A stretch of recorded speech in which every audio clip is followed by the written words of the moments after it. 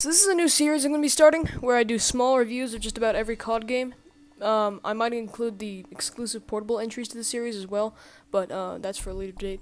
So first off, we're starting with COD 4, Modern Warfare, a game that was released before I was born. Let me start off by saying that I acknowledge the existence of COD 1 to 3, however I have not played them enough to get a good feel on how much I like them and how good they are or how good their campaigns are or whatever. Next up, I want to clarify that I have played the entirety of the campaign. However, I played it on the original COD 4 from 2007. I don't know what the hell. 2007. How about that? Whereas here, I'm actually gonna be showing footage of the remaster.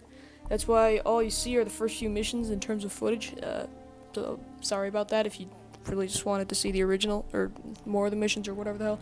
I didn't feel like recording the entire campaign. There are going to be some minor spoilers considering the nature of this video, but I'm not going to be revealing any like big twists or anything like that, so you really don't have to worry too much. And finally, all opinions that I express here are my own. I'm not really doing anything based on community consensus. Maybe I'll mention a couple things now and then, but besides that, yeah. But now that that's cleared up, I think let's talk about the campaign. For the first ever Modern Warfare game, I think Infinity Ward nailed a lot of the stuff that would be massive jumps from the World War II setting. The attention to detail here is pretty interesting to see and makes the game feel so much more immersive than it could be. The first mission is, as tradition calls for it to be, a training course, but it highlights some of the new features that weren't present in the World War II entries, which gets you accustomed to the time period. The campaign's played on one of two sides, American and British, and they swap around every mission or two. I think there's a clear edge in the British side of the campaign, as the American campaign doesn't really have any standout characters, and it just feels much more dull. That's not to say there aren't fun missions on the American side, but I feel like nobody talks about the American side besides maybe the nuclear missile scene. For a spoiler, by the way. The characters here are memorable, on the British side, of course, especially Price and Gaz, although Price's mustache in the original game looks like a PS1 model for some reason. That's in my opinion, the worst of the graphics, but I'm not really someone who looks at a goddamn bush and whispers to myself that something isn't right about it, so I couldn't tell you for absolute sure. The best missions, and I'm kind of going off a little bit of community consensus because it's been a while since I played the original campaign.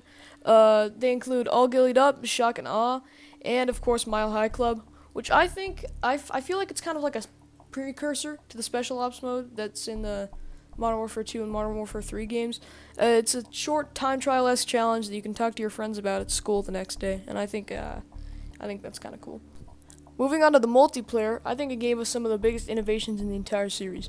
There's created class, kill streaks, there's actually secondaries that aren't pre-chosen, predetermined or whatever, and multiplayer maps that have memorable names and aren't just goddamn locations.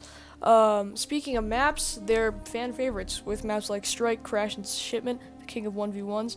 I personally enjoyed Kill House. That was much better for 1v1s than Shipment in my opinion. There's more to it. I feel like it deserves to be talked about a lot more in the same light as others, because I don't know, I just really like it. It's a pretty good map. You should try it out. You should play it right now. The guns aren't totally balanced, but I mean, what COD game has balanced guns? I don't think that's really a complaint. It's something I wrote down. I don't know. The M16, M203 paired with stopping power. That was the bitch class that everyone had in their back pocket. If they were failing, they just whipped that out and they were good. And I think that's all I have to say. I feel like COD 4, it's a great game. I feel like it kind of feels dated today, very, very slightly. I think the remaster helps with that, but it set the formula for every single COD game to follow. Alright, that's all, bye.